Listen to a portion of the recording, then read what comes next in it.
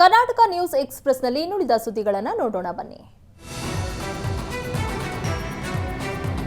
ಚಿತ್ರದುರ್ಗದಲ್ಲಿ ಸಾವಿರಾರು ಪ್ರವಾಸಿಗರು ಕಲ್ಲಿನ ಕೋಟೆಗೆ ಭೇಟಿ ನೀಡಿದ್ರು. ಕುಟುಂಬ ಸಮೇತರಾಗಿ ಮಕ್ಕಳು, ಸ್ನೇಹಿತರು ಸೇರಿದಂತೆ ಅಪಾರ ಜನಸ್ತೋಮವೇ ಹರಿದು ಬಂದಿತ್ತು. ಚಿತ್ರದುರ್ಗ ಕೋಟೆಯಲ್ಲಿ ಕೇಕ್ ಕತ್ತರಿಸಿ ಹೊಸ ವರ್ಷವನ್ನ ಬರ್ಮಾಡ್ಕೊಂಡ್ರು. ನ್ಯೂ ಇಯರ್ ಸೆಲೆಬ್ರೇಷನ್ಗೆ ಸಿಟಿಗಳತ್ತ ಜನರು ಮುಖ ಮಾಡಿದ್ರೆ, ಇತ್ತ ಕೆಲ ಮಂದಿ 7 ಸುತ್ತಿನ ಕೋಟೆಗೆ ಬಂದು ಸಂಭ್ರಮಿಸಿದ್ರು. ಟ್ರಾಫಿಕ್ ಸಮಸ್ಯೆ ಯಲಹಂಕ ಜನರ ನಿದ್ದೆ ಕೆಡಿಸಿದೆ. ಬ್ಯಾಟರಾಯನಪುರ ಯಲಹಂಕ ರಸ್ತೆಯಲ್ಲಿ ಮಾಲ್ ಆಫ್ ಏಷ್ಯಾ ಕಿರಿಕ್ ಒಂದೆಡೆಯಾದರೆ ಮತ್ತೊಂದೆಡೆ ಅಳ್ಳಾಳಸಂದ್ರ ಗೇಟ್ನಲ್ಲಿ ಆಯೋಜಿಸಿರುವ ಜಮಿನಿ ಸರ್ಕಸ್ನಿಂದ ಟ್ರಾಫಿಕ್ ಜಾಮ್ ಆಗ್ತಾ ಇದೆ. ವಾಹನ ನಿಲುಗಡೆಗೆ ಅವಕಾಶ ಕಲ್ಪಿಸದೆ ಸರ್ಕಸ್ ಆಯೋಜನೆ ಮಾಡಲಾಗಿದೆ. ಹೀಗಾಗಿ ರಸ್ತೆ ಬದಿ ಪಾರ್ಕಿಂಗ್ನಿಂದ ಕಿಲೋಮೀಟರ್ ಗಟ್ಟಲೆ ಟ್ರಾಫಿಕ್ ಜಾಮ್ ಆಗ್ತಾ ಇದೆ. ಇನ್ನು ಯಲಹಂಕ ಎನ್ಇಎಸ್ ಸರ್ಕಲ್ನಿಂದ ಜಕ್ಕೂರು ವಿಮಾನ ನಿಲ್ದಾಣ ರಸ್ತೆವರೆಗೂ ಟ್ರಾಫಿಕ್ ಜಾಮ್ ಆಗಿ ವಾಹನ ಸವಾರರು ಪರದಾಡಿದ್ರು. 2 ದಿನಗಳಿಂದ ಟ್ರಾಫಿಕ್ ಸಮಸ್ಯೆಯಿಂದ ಸಾರ್ವಜನಿಕರು ಆಕ್ರೋಶ ಹೊರಹಾಕಿದ್ದು ಪೊಲೀಸರು ನೋಡಿದ್ರೂ ಸುಮ್ಮನಿದ್ದಾರೆ.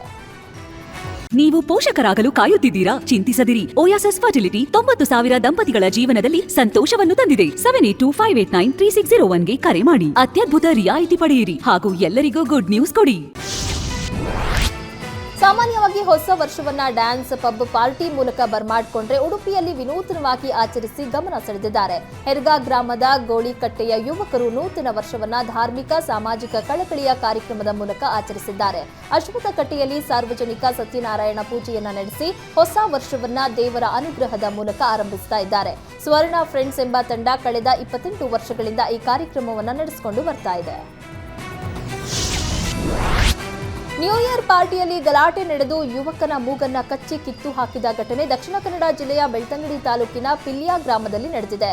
ಉಲ್ಬೆ ಗ್ರಾಮದ ನಿವಾಸಿ ದೀಕ್ಷಿತ್ ಮೂಗಿನ ಒಂದು ಭಾಗವನ್ನ ಕಳೆದುಕೊಂಡು ಯುವಕನಾಗಿದ್ದು, ಮೂಡಿಗೆರೆ ಮೂಲದ ರಾಕೇಶ್ ಮೂಗನ್ನ ಕಚ್ಚಿ ಕಿತ್ತ ಆರೋಪಿಯಾಗಿದ್ದಾನೆ. ರಾಕೇಶ್ ಹಾಗೂ ದೀಕ್ಷಿತ್ ಇಬ್ಬರು ಇಯರ್ ಎಂಡ್ ಪಾರ್ಟಿಯೊಂದಕ್ಕೆ ತೆರಳಿದ್ದು, ಪಾರ್ಟಿಯಲ್ಲಿ ಮದ್ಯ ಸೇವನೆ ಮಾಡಿದ್ದಾರೆ. ಬಳಿಕ ಕ್ಷುಲ್ಲಕ ವಿಚಾರಕ್ಕೆ ಇವರಿಬ್ಬರ ಮಧ್ಯೆ ಗಲಾಟೆ ನಡೆದಿದ್ದು, ಗಲಾಟೆ ವಿಕೋಪಕ್ಕೆ ತಿರುಗಿ ರಾಕೇಶ್ ದೀಕ್ಷಿತ್ನ ಮೂಗನ್ನ ಕಚ್ಚಿ ಕಿತ್ತಿದ್ದಾನೆ. ಹೊಸ ವರ್ಷದ ದಿನವೇ ಬೆಳಗಾವಿಯಲ್ಲಿ ಪುಂಡರು ಅಟ್ಟಹಾಸವನ್ನ ಮೆರೆದಿದ್ದಾರೆ. ಕನ್ನಡ ಧ್ವಜ ಸುಟ್ಟು ಕಿಡಿಗೇಡಿಗಳು ಉದ್ದಟತನ ಮೆರೆದಿದ್ದಾರೆ. ಸುಳಗ ಗ್ರಾಮದ ಸಂಗೊಳ್ಳಿ ರಾಯಣ್ಣ ವೃತ್ತದಲ್ಲಿ ನಾಡಧ್ವಜವನ್ನ ಅಳವಡಿಸಲಾಗಿತ್ತು. ರಾತ್ರೋರಾತ್ರಿ ಪುಂಡರು ಓಲ್ಡ್ ಮ್ಯಾನ್ ಸುಟ್ಟ ಬಳಿಕ ಕನ್ನಡ ಧ್ವಜವನ್ನ ಹರಿದು ಹಾಕಿ ಸುಟ್ಟು ವಿಕೃತಿಯ ಕೆಲಸ ಮಾಡಿದ್ದಾರೆ. ಒಂದೆಡೆ ರಾಜ್ಯಾದ್ಯಂತ ಕನ್ನಡ ನಾಮಫಲಕ ಅಳವಡಿಕೆಗೆ ಹೋರಾಟ ನಡೀತಾ ಇದೆ. ಕರವೇ ಅಧ್ಯಕ್ಷ ನಾರಾಯಣಗೌಡ ಕೂಡ ಬಂಧನ ಮಾಡಲಾಗಿದೆ. ಇದರ ಬೆನ್ನಲ್ಲೇ ಈಗ ಕಿಡಿಗೇಡಿಗಳು ಕೃತ್ಯವನ್ನ ಎಸಗಿದ್ದಾರೆ. ಇನ್ನು ಧ್ವಜ ಸುಟ್ಟ ವಿಚಾರಕ್ಕೆ ಕಿಡಿಗೇಡಿಗಳ ವಿರುದ್ಧ ಕ್ರಮಕ್ಕೆ ಕನ್ನಡ ಸಂಘಟನೆಗಳು ಆಗ್ರಹಿಸಿವೆ.